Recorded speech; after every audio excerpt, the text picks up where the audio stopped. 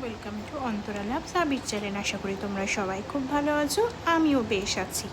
তো আগের ব্লগটা যারা যারা দেখেছিলে তারাই বুঝবে যে আমি মার বাড়ি এসেছিলাম, মানে ওই আছি আর কি। কাল সকালে কিছু কাজ করাতে হবে, তাই আজকে রাত্রিবেলা এখানেই স্টে করে গেলাম। আর যে শোকেসটা নতুন এনেছিলাম সেই শোকেসটা এখন গুছিয়ে নিচ্ছি।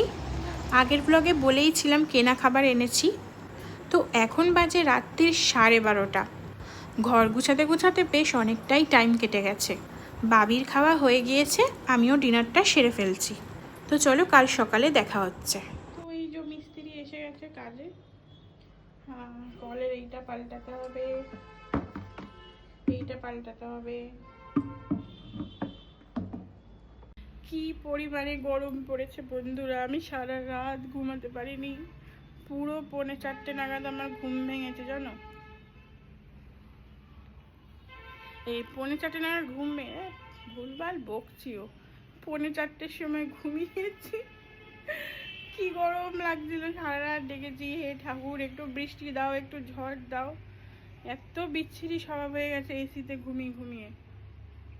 নাহলে আমি কি এর আগে এসে এই বাড়িতে শুইনি রাত্রিবেলা করে মায়ের সাথে? এরকম বিচ্ছিরি মার্কা গরম আমার জীবনে লাগেনি। আমি খালি একবার উঠছি, একবার আকাশ দেখি, একবার বাতাস দেখি পর্দা সরিয়ে সরিয়ে, একবার ফোন ঘাঁটি, একবার ফেসবুক অন করি, একবার ইউটিউব অন করি, একবার হোয়াটসঅ্যাপ অন করি, কে জেগে রয়েছে। উফ, মানে কালকে কি যে বিশ্রী রাত্রির কেটেছে বলে বোঝানোর বাইরে। এখন তো কিচ্ছু কাজ করিনি, 9:30 বাজে, বাসি বিছনা টিছনা সব পড়ে রয়েছে। ও পড়ে থাক, আস্তে আস্তে সব করব, কিচ্ছু ভালো লাগছে না। তো এই দেখো ভাই এখন বেসিনের এই পাইপটা পুরো সারাই করবে। কলটাও খারাপ হয়ে গিয়েছিল, কলটাও লাগিয়ে দেবে। এটা তো খারাপ ছিলই, মা থাকাকালীন কলটা উল্টে আমি আরও খারাপ করে দিয়েছি। তো এই ফান্টার বোতলটা কাল রাত্রিবেলা কিনে নিয়ে এসেছিলাম, খাওয়া হয়নি।